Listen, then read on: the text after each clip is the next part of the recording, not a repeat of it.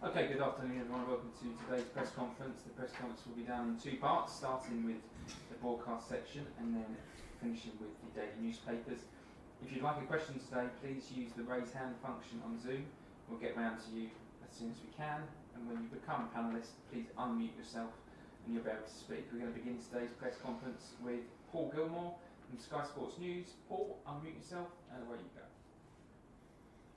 Hi Thomas, hope you're well. Hi. Thomas, is Mendy fit, and how much of a factor is the Manchester City game when it comes to your team selection against Aston Villa tomorrow?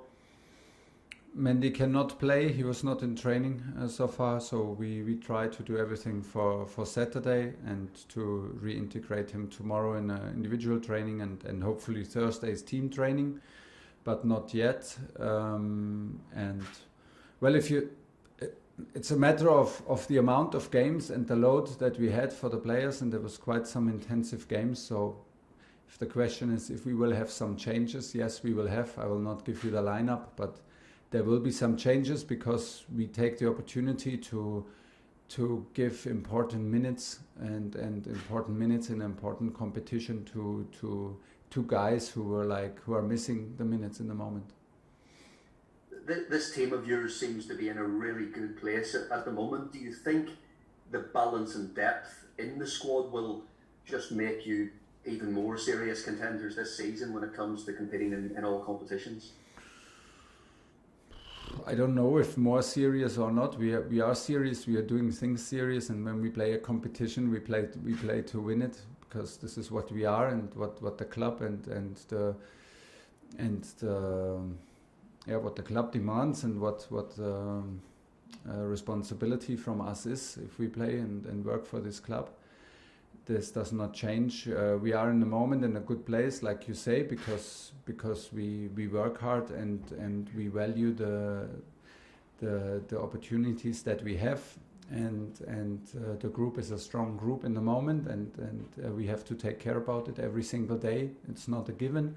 And it does not last forever. If it's in the moment right now, we have to take care about it and keep on going in the same way, because we need to improve. Everybody will improve, and we cannot stand still.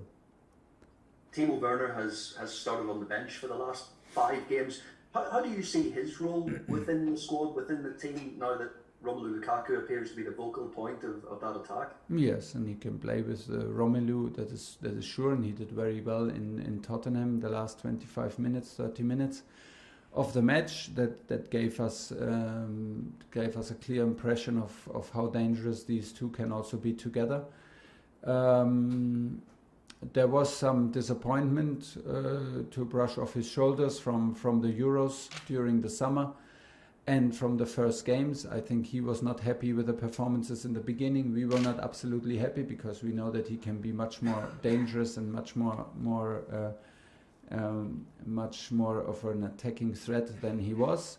But the stuff that you don't see, I see him in the last training sessions more relaxed, more fluid in his movements, with more confidence, and that's why we put him on earlier against Tottenham, because we saw this development, and there are clear signs that he is on a good way, and I hope he can show and prove it tomorrow. Last one, Paul. I was going to ask you about what did you make of Marcos Alonso's decision to not take a knee? Do you like those kind of things to be discussed amongst the group, or just what, any general thoughts on that? It's not a discussion within the group, but of course, if a player takes a decision like this, we are not in a bubble. Of course, then the discussions comes up. The very most important for me is that I know Marcos personally, and I trust him 1000%. That he is absolutely committed against racism and any form of racism, and there is no question about it, and we are all against it. I mean, we took all together the decision to take the knee. Maybe it takes sometimes also action against a routine to wake up again and to have another good discussion, and the discussion is can only be in one direction, because we always, all of us, have the same point. We want to do the most against racism and stand up against it. So there are different forms of doing it. Marcus took his decision. He's a grown-up. He's a responsible person, and it is his decision, and we accept it. And he gave his reasons for it, and from here the discussion can end or can go on in a productive way, maybe to do more. So the most important is for me that we live it every single day, and this is what we do here at Common. John Southall, 5 Live. Hi Thomas, just one more on that. Can you understand Marcus's understandings? I think he said the gesture is maybe lacking some strength now, and maybe it needs to go in a different direction. Can you see that? Isn't it always like this? Like once you do a gesture and then everybody's doing it, and once you do it so often because there are so many games, it becomes normal, and then maybe it lowers the effect of it. Yes. And if this is his point, I can see his point. We can now discuss if it's necessary to have this discussion and to be the only guy to stand up. Okay, of course, but I think he's pretty aware of it, and he is experienced enough. He is responsible enough, and that's the way it is. You know, this development started also with single persons to taking a knee. And then it became a bigger thing, and I think Marco's point is that it cannot end like this, and that it cannot become normal. What should be normal, that we are against racism, that should be normal. And I think I understand that Marcos thinks there's always more to do, and it's also right. And at the same time, of course, we want to focus on sports, but use the platform and use the possibilities that we have, how we live together, and how we produce performances together is living by example, and I think this is the most important in it. On tomorrow's game, you said you wanted to give players some minutes who haven't had minutes. Does Ruben Loftus-Cheek come into that equation, and what impression has he made on you since he returned? Well, you know, we gave him some minutes against Zenit, and that was a close game. It was a Champions League opener for us, and we gave him some minutes, and that was not a gift he deserved, and I trust him because I see how he works, and he adapts to his situation, and he accepts his situation, and what he makes out of it is very, very good in training on a daily basis. So tomorrow there's a big chance that he can show it on the pitch. And Sal, I presume, is another one who needs minutes. How long do you think it will take him? Well, now we're getting close to the lineup, yes, but of course, we want to give Saul some minutes.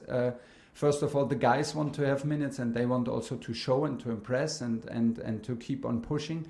And we need some player to have more competitive minutes, and we want to have a competitive team, and at the same time use the opportunity to push some guys and to trust them also in a competitive cup match like tomorrow, and Saul is also one of them. And just final on Mendy, do you think he'll be ready to play City on Saturday, or is it a bit more serious than that? Actually, I think it's possible, but it's a bit a race against pain and race against time. So let's see. I hope he will be back in team training on Thursday, and if this goes well, then he's ready for Saturday. But I don't know right now. James Simundra. Thomas, in more than half of your league matches in charge of Chelsea, you've made a substitute either at half-time or before half-time. I just wonder if you can explain your thinking when it comes to making those decisions, and do you think your proactive way of managing matches in-game is part of the reason for your success? I hope, otherwise it would not look good for me if it's not part of the success. Well, sometimes, you know, there are a lot of thoughts about it. If you do it at half-time, or if there's maybe developments in the game that you can wait a bit longer. It also is a form of trust that you show to the bench, so that you have people who can instantly have an impact and change a momentum. Well, but yeah, it's not a general thing, and we are not waiting for it and looking for the opportunity to do as many early changes as possible. It's like you said, it's in-game coaching and adapting to what the game offers and what the opponents offer, and maybe sometimes about spaces and tactical choices. In Liverpool it was necessary because of a red card, and then it was again like a bit unlucky for Saul against Aston Villa, and today we had N'Golo on the bench, and yeah, it was a little bit like we could have also waited, but if you have N'Golo, you also want to have him on the pitch. So there are different reasons. We are not waiting for it. When we have the impression that it's the moment to help the team, we are not shy to take the decision, but I'm pretty sure there will also come matches where we will take late changes because we are happy what we see. I wanted to ask you about Thiago Silva. He turns 37 tomorrow, but he was man of the match against Spurs on Sunday. Yeah. What is the secret to his success? Is there something he's doing differently from some of the younger players? Just how has he reached those levels at the age he is, with the experience he has? Well, from the first day I met him in Paris, and of course I'm happy to have him here now in the squad. He was a fantastic professional, and he was an outstanding captain.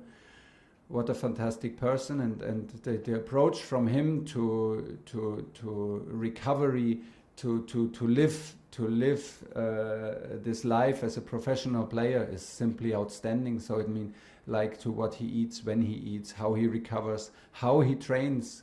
When he's on the pitch, he trains full on. There is no training session where he's trying to hold back. He's one of the most intensive guys in training physically, and well, he gets obviously better and better with his experience, and to step out of what he knew and of his like zone and of his status that he had in Paris, to step out of this and enter in the hardest competition in Europe in this age shows what competitor he is. He is. I don't look at age. We just look at performances, and then from then we don't care if you are super young or if you are like a bit older, like Thiago. This does not matter. He's in a very good moment since long time, and hopefully he can preserve this momentum and these performances, because it was well deserved that he was man of the match.